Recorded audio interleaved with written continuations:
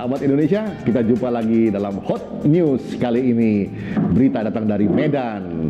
Poltabes Medan baru saja membuat satu yang heboh, menggerebek praktek prostitusi katanya.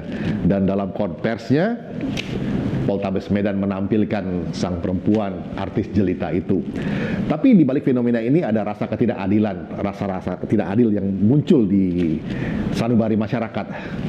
Kok diperlakukan seperti itu sang wanita jelita? Nah, bagaimana ceritanya tentang Hana Hanifiah ini? Saya mau ngobrol dengan seorang pengamat sosial politik, Rudi Eskamri, yang juga baru merilis tulisannya mengenai HH. Bagaimana nih Mas Rudi? Baik, terima kasih Mas Andri. Indonesia sekarang ada demam HH. Yang pertama Haikal Hasan, yang kedua Hana Hanifah. Ini kita bicara yang Hana Hanifah. Gitu. Kemarin saya merilis tulisan tentang HH. Antara Hana Hanifah dan Haikal Hasan, mana yang lebih hina? Saya memotret ada dua hal, Mas. Ya. Yang pertama adalah ini kan sebenarnya ruang privat ya. Ya. Ruang privat yang diekspos gitu ya. Dan mohon maaf, masalah prostitusi ini sudah terjadi di mana-mana. Ya. Di Mangga Besar tiap hari terjadi kayak seperti itu. Kenapa nggak diekspos gitu? Kenapa yang Hana Hanifah justru diekspos? Dan apakah kebetulan dia artis? Saya nggak tahu. Ya. Apakah dia di satu hari tarifnya, satu malam tarifnya 30 juta? Saya tidak tahu juga. Gitu. Itu pertama. Yang kedua adalah ada diskriminasi perlakuan. Nah, ini yang penting, Ya. diskriminasi perlakuan. Ya, perlakuan dari negara maupun dari masyarakat Ya. terhadap kegiatan prostitusi seperti ini.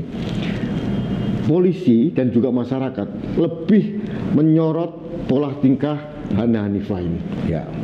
Padahal menurut saya kegiatan prostitusi itu ada tiga hal.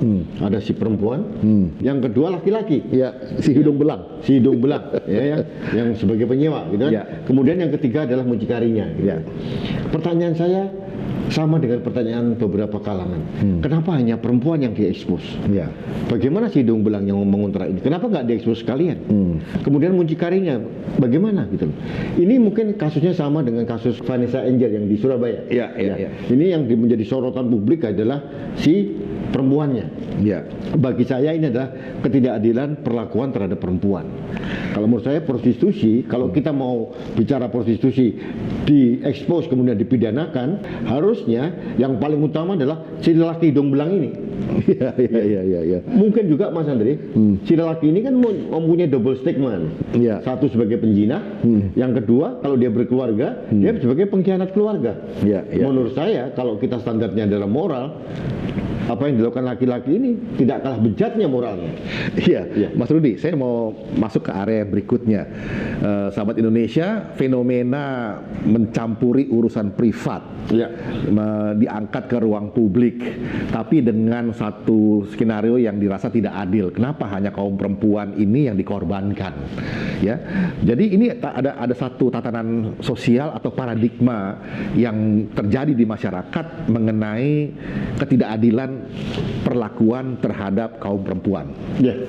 Nah, bagaimana seharusnya pihak polisi ini sekarang ini sebagai otoritas yang punya kuasa itu melakukan penggerebekan, melakukan expose dalam konversinya yang ditampilkan sebagai korban hanya kaum perempuan ini saja.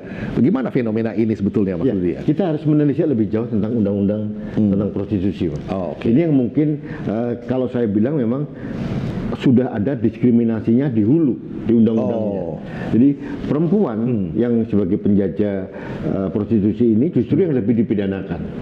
Nah, kemudian kita berbalik lagi pada expose masyarakat dan polisi. Apa polisi ini cari sensasi juga ya? Saya kira, mohon maaf dengan segala hormat, kenyataannya seperti itu. Oke. Saya lihat juga masyarakat juga harus fair. Masyarakat dan media, Mas. Masyarakat dan media itu lebih hari-hari itu expose-nya terhadap si perempuan itu. Iya.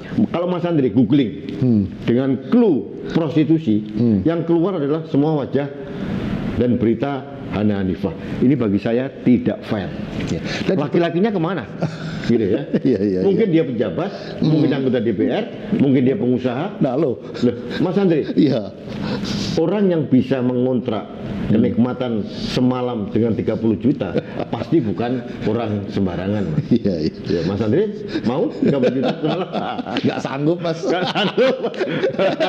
Satu lagi, Mas. Ya. Mengenai figur perempuan ini yang seolah-olah terjerembab atau terjebak dalam dunia prostitusi ya, Ya. yang quick win untuk dapatkan uang. Ini sebenarnya korban dari tatanan sosial. Ya, saya melihat gitu. Ini kemudian tatanan masyarakat kita yang borjuis tadi, Mas. Ya, ya, ya. Ini beberapa kelompok masyarakat lebih borjuis, kemudian lebih mengutamakan penampilan.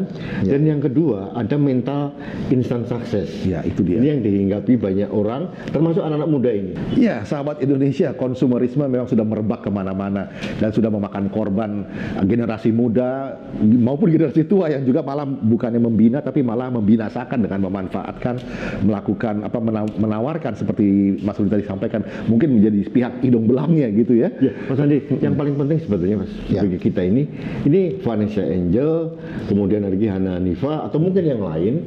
Bagi saya nih, Mas, saya melihat justru mereka itu korban sebetulnya. Sebagai korban ya.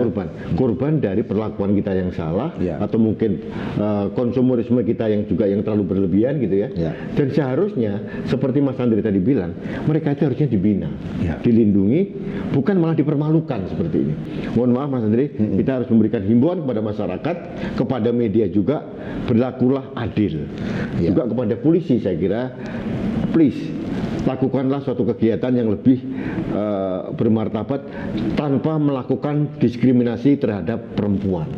Iya, sahabat Indonesia, tanpa memperlakukan diskriminasi pada perempuan. Ini tantangan gua buat otoritas negara, kepolisian, dan juga kita semua masyarakat luas untuk mulai berpikir adil sejak dari pikiran. Demikian, kita jumpa lagi di session berikutnya.